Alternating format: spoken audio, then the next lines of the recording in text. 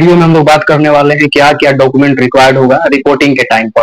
तो अभी all India Ayush counselling चल रहा है, फर्स्ट राउंड का काउंसलिंग अभी हो रहा है, ठीक है। तो अब चॉइस फिलिंग लॉक हो चुका है, इसके बाद आएगा रिजल्ट फर्स्ट राउंड का, जिसमें अलॉटमेंट लेटर आएगा।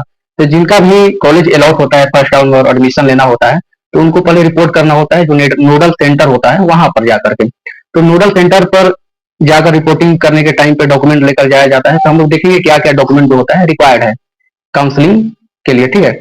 Required Ayush counselling 2025। तो पहले है कि 10th का मार्कशीट ले लेना है, ठीक है। 10th का मार्कशीट और 12th का मार्कशीट, ठीक है। उसके बाद क्या चाहिए, पासिंग सर्टिफिकेट 10th और 12th का, ध्यान देना है दोनों का, 10th का भी पासिंग सर्टिफिकेट चाहिए और 12th का भी पासिंग सर्टिफिकेट चाहिए। ये सारा डॉक्यूमेंट ओरिजिनल लेना है, ठीक है। कास्ट सर्टिफिकेट लेना है, जनरल जो है अनरिजर्व कैटेगरी उनको तो कोई जरूरत नहीं कास्ट सर्टिफिकेट, ओबीसी है एनसीएल उनको जरूरत है कास्ट सर्टिफिकेट का, पीडब्ल्यूडी का है कास्ट सर्टिफिकेट जरूरत होता है, ठीक है। तो कास्ट सर्टिफिकेट ले लेना है।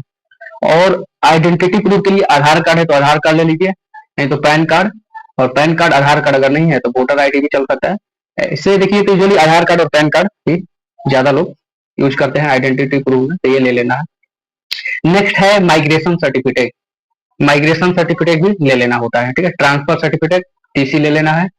और आता है फोटो, ठीक है। तो फोटो को देखिए 8 से 10 ही जरूरत पड़ता है, लेकिन आपको 15 से 20 फोटो ले लेना है। और ये फोटो वो लेना है जब आप जो नीट का रजिस्ट्रेशन के टाइम में दिए थे, जब फॉर्म भर रहे थे, तो रजिस्ट्रेशन के टाइम में जो आप फोटो दिए हुए थे उसी फोटो को निकलवा लेना है और 15 से 20 फोटो कॉपी फोटो ले लेना है, पासपोर्ट साइज फोटो को, ठीक है। नेक्स्ट है गैप सर्टिफिकेट। गैप सर्टिफिकेट उन लोगों के लिए चाहिए जो मान लीजिए 12th पास कर लेने के बाद ड्रॉप लिए या बीच में कुछ किए कुछ नहीं किए, ठीक है। मान लीजिए कोई 2023 में पास किया अपना 12th, ठीक है, और 2025 में भी एडमिशन लेना है, तो 2 साल बीच में क्या हुआ तो उसका गैप सर्टिफिकेट बनता है, तो वो बनवा लेना है, रख लेना है गैप सर्टिफिकेट। डोमिसाइल सर्टिफिकेट चाहिए होता है, इसको बोलते हैं निवास प्रमाण पत्र, ठीक है। तो डोमिसाइल सर्टिफिकेट कहीं नहीं भी चाहिए होता है, लेकिन ये ले लेना है, ठीक है। कहीं कहीं मांग भी दिया जाता है किसी किसी कॉलेज में, ये डोमिसाइल सर्टिफिकेट रख लेना है।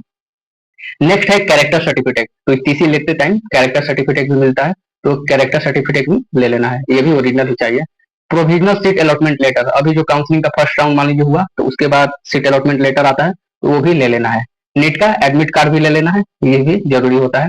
और क्या चाहिए, इनकम सर्टिफिकेट। तो देखिए ये ज्यादा इसका कोई जरूरत नहीं है इनकम सर्टिफिकेट का, ये इसलिए जरूरत पड़ता है कि कभी बाद में 2 महीना 3 महीने के बाद स्कॉलरशिप का आता है तो उसके लिए जरूरत पड़ता है, ठीक है। लेकिन रख लेना है इनकम सर्टिफिकेट भी, ठीक है। तो इनकम सर्टिफिकेट हो गया। नेक्स्ट है नीट स्कोर कार्ड, ठीक है।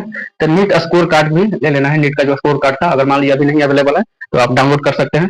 नेक्स्ट है नीट का रजिस्ट्रेशन पेज, जो नीट का उस टाइम आप रजिस्ट्रेशन कर रहे थे उसका जो पेज स्लिप है वो ले लेना है। बर्थ सर्टिफिकेट, अगर किसी के पास बर्थ सर्टिफिकेट अगर कोई बनवाया हुआ है तो वो ले लेना है। अगर मान लीजिए किसी के पास बर्थ सर्टिफिकेट अवेलेबल नहीं है तो इसकी जगह पर 10th का मार्कशीट ले लेना है, जो 10th का मार्कशीट है ये प्रूफ के लिए होता है, बर्थ के लिए, ठीक है।